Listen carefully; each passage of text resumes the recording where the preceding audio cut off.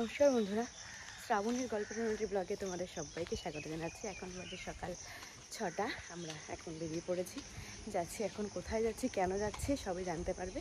দেখতে থাকো ব্লগটা। আশা করছি আজকের ব্লগটা দেখে তোমাদের ভীষণ ভালো লাগবে।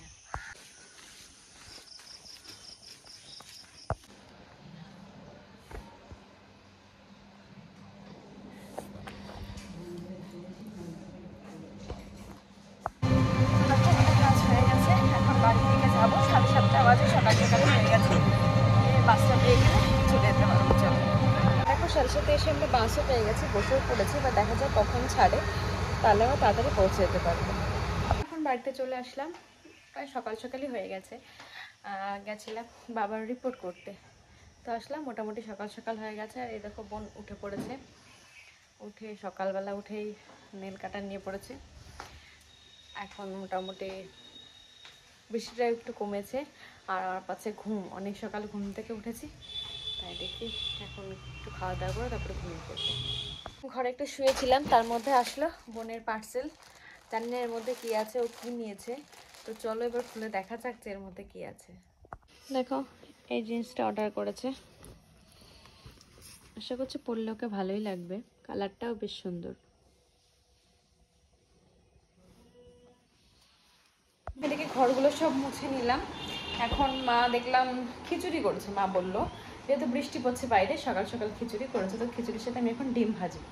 তো তোরা ডিমটা ভেজে নেওয়া যায়। দেখো, এদিকে আমি কড়াইটা গরম বসিয়ে দিয়েছি, আর এদিকে ডিমটা নিয়ে নিয়েছি। ডিমটা ফেটে নেব। ঠিক আছে, ডিম খেতে খুব ভালোবাসে। আমার না এই কদিন ধরে ডিম খেতে ভীষণ ভালো লাগছে। ডিম ভাজা, ডিম সিদ্ধ, যাই বলো না কেন, ভীষণ ভালো লাগছে খেতে। চলো দেখতে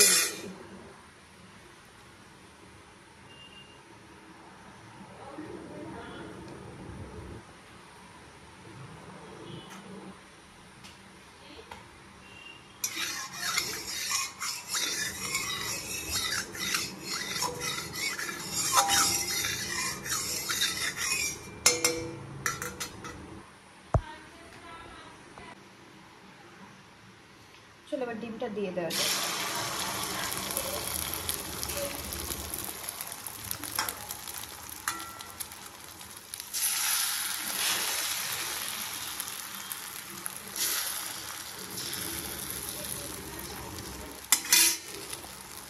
বান্ধবী এসছে, এখন বান্ধবী বাড়িতে যাবে। হয়ে গেছে, এই হচ্ছে ডিম ভাজা। এবার চলো খিচুড়িটা বের করে নিই। মায়ের হাতের খিচুড়ি, বুঝতেই পারছো কতটা টেস্টি হবে। আর আমি এই খিচুড়িটাকে খুব মিস করি।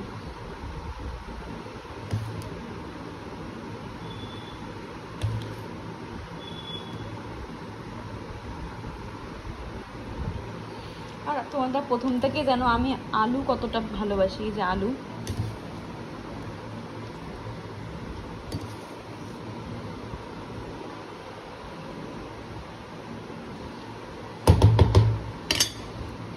তো চলো, আমার নেওয়া হয়ে গেছে, খেয়ে দিয়ে নিয়ে আসছি।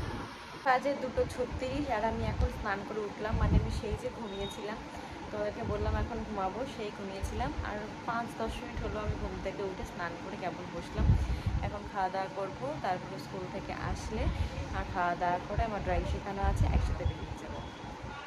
তো এখন যদি পারতাম আরও ঘুমাতাম, আমার প্রচুর ঘুম পাচ্ছে, কারণ অনেক সকালে ঘুম থেকে উঠেছি। তো যাই হোক, মা স্নান করতে গেছে, স্নান করে আসলে খাওয়া দাওয়া করে নেবো। তারপরে মা কী কী রান্না করেছে সেগুলো তো সব তোমাদের সাথে শেয়ার করবো।